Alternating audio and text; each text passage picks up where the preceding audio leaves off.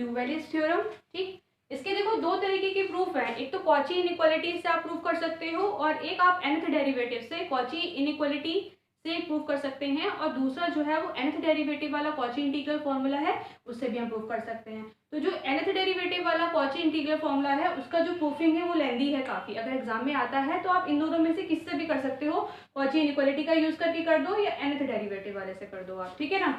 तो मैं तो इसका भी प्रूफ इस वीडियो में आपको कॉची इनइक्वालिटी से करवाऊंगी। ठीक, उसके बाद एक और वीडियो में डाल दूंगी जिसमें वो वाला प्रूफिंग भी आपको साथ में दे रखा होगा। ठीक, इसका पहले स्टेटमेंट समझ लेते हैं क्या बोल रहा है ल्यूवेलिस थ्योरम में। If a function F of Z is analytic at all finite value of Z, Z की सारी फाइनाइट वैल्यू के लिए फंक्शन कैसा है, एनालिटिक है, और वो बाउंडेड भी है ना। तो वो कैसा होगा, कांस्टेंट है। अगर फंक्शन बाउंडेड भी है तो इसको तो अभी हम लोगों ने पढ़ा है कि अगर कोई फंक्शन बाउंडेड होता है तो mod of F of Z की जो वैल्यू होती है वो less than equals to M होती है, माइनस एम से प्लस एम क्या होती है, इसकी बाउंड्री होती है। अगर फंक्शन एनालिटिक है all finite value of Z then और बाउंडेड भी है तो फंक्शन कैसा होगा, कांस्टेंट होगा। तो दो बातें पकड़ लो कि फंक्शन जो है z की सारी फाइनाइट वैल्यू के लिए एनालिटिक हो, z की कोई भी वैल्यू रख दो फंक्शन एनालिटिक हो, और वो बाउंडेड भी हो, मतलब उसका रीजन डिफाइन हो कि भैया यहाँ से यहाँ तक जा सकते हो, इसके अलावा आपको जाने की परमिशन नहीं है, आप इसी के अंदर ही आप एनालिटिक हो, इसके बाहर हमें कोई मतलब नहीं है, ठीक है ना।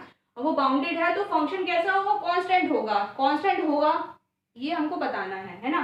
कांस्टेंट होगा तो एक बार आप ध्यान रखो कि अगर किसी भी फंक्शन का, जैसे कोई फंक्शन ले लिया हमने एफ ऑफ जेड, है ना, इसका अगर हम डेरिवेटिव कर दें, अगर उसकी वैल्यू हमारी 0 आ रही है तो इसका क्या मतलब होता है कि फंक्शन जो है ना वो कांस्टेंट है, यानी कि कांस्टेंट है, यानी कि कोई भी वैल्यू है,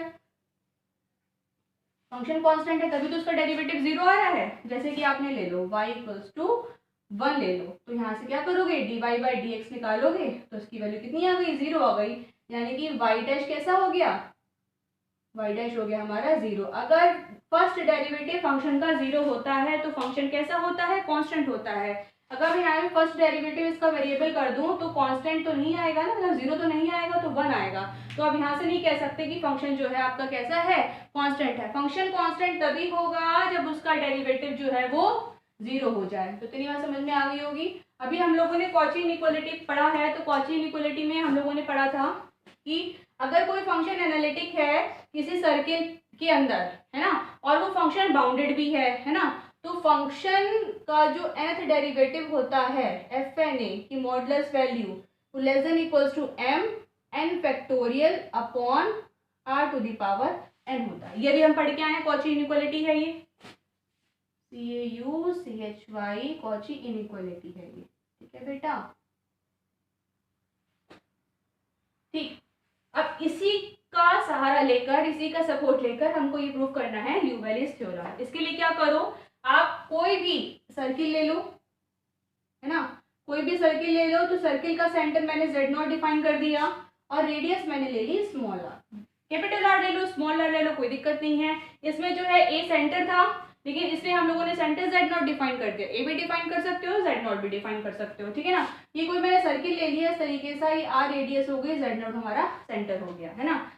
अब Z0 इसका सेंटर हो गया तो यानी कि FN तो अब ये कंडीशन क्या हो जाएगी, FN Z0 less than equals to m n factorial upon small r to the power n होना चाहिए, है ना। जो मैंने ये डिफाइन किया है, इससे भी कर सकते हो, लेकिन हमने कोई अलग से पॉइंट ले लिया, Z0 हमने इस तरीके से डिफाइन कर दिया। ठीक, तो फंक्शन अगर एनालिटिक है और फाइनाइट वैल्यू ऑफ z और वो बाउंडेड भी है तो कांस्टेंट होगा। तो हम लोगों ने ये जो चीज है ये कहाँ से लिखी है, सिर्फ इतनी बात को पकड़कर लिखी है कि भैया फंक्शन जो है वो कैसा है, बाउंडेड है और एनालिटिक है।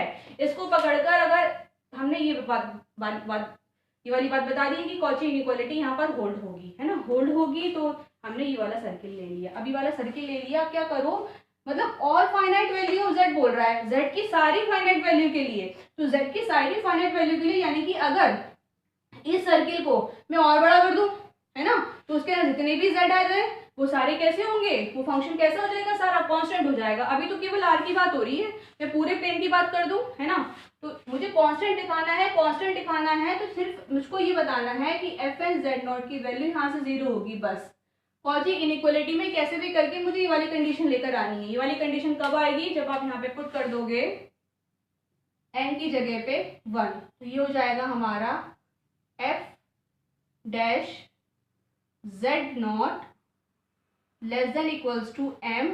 अब n फैक्टोरियल तो 1 हो गया हमारा, divide by r, m upon r बचा ये, ठीक। अब मैंने कोई फाइनाइट रीजन लिया था, मतलब r रेडियस कोई मैंने डिफाइन करी थी कि r रेडियस है ना, तो इन्होंने कह दिया all finite value of z, z की कोई भी वैल्यू ले लो, कहीं पर भी वैल्यू ले लो। तो मैं क्या करूँ, इस सर्किल को बहुत बड़ा कर दूं, इस सर्किल को मैं इन्फिनिटी तक पहुंचा दूं, तो इस सर्किल कैसा हो जाएगा, बहुत बड़ा हो जाएगा। लेकिन सर्किल बहुत बड़ा हो जाएगा, उसकी बाउंड्री डिफाइन होगी, इसका मतलब कि इसके अंदर जितने भी हमारे z आएंगे वो सारे कैसे होंगे, हमारे एनालिटिक होंगे, है ना। तो यहाँ पे आप क्या कर दो, taking r tends to infinity, जब r इन्फिनिटी लोगे तो यहाँ पे क्या वैल्यू आ जाएगी, मॉड ऑफ z नॉट की वैल्यू लेस देन इक्वल 0 हो जाएगी। तो लेस देन इक्वल टू 0 सीधे से लिख दो, mod of f of z not is less than 0, है ना। लेस देन 0 या लेस देन को मतलब नहीं है, इक्वल टू 0 ले लेते हैं हम, ठीक है ना। अब फंक्शन यहाँ का डेरिवेटिव 0 है, यानी कि f डैश z नॉट हमारा कैसा है, 0 है, यानी कि इसे क्या पता चल गया कि f ऑफ z जो है हमारा कांस्टेंट है, ठीक है। ये छोटा सा प्रूफ है। अगर आप ल्यूवेरियस थ्योरम को करोगे तो आपको कॉची इनइक्वालिटी भी बतानी पड़ेगी। कॉची इनइक्वालिटी ये होती है, इसमें n क्या है, n क्या है, r क्या है, ये सारी चीजें डिफाइन करनी पड़ेगी, है ना।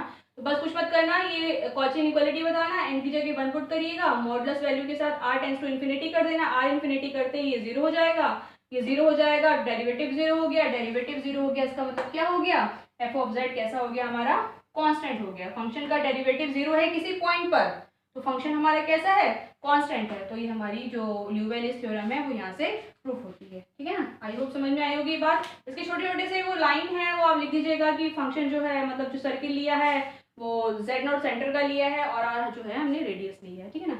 और इस तरीके से भी कर दोगे 4-5 लाइनों में तो अंडरस्टूड है कि हाँ बस आती है ल्यूवेरियस थ्योरम, ठीक है ना। अब नेक्स्ट वीडियो में मैं आपको बताऊंगी कि इसका जो प्रूफिंग है लेंथी वाला वो किस फॉर्मेट में है और कैसे कैसे सॉल्व करेंगे। अगर ये फंक्शन बाउंडेड नहीं लिखा हुआ है ऐसे, तो ये ऐसे भी लिखकर आ सकता है, इसका मतलब ये फंक्शन कैसा है, बाउंडेड है। इसके दो स्टेटमेंट एक ही है, लिखने का तरीका दो है, तो डबल जो आपके स्टेटमेंट किस तरीके से लिखे जाते हैं वो नेक्स्ट वीडियो में समझेंगे। अभी फिलहाल ये छोटा सा डिस्कशन था, इसको करिए, कोई प्रॉब्लम हो तो पूछिए। Thanks for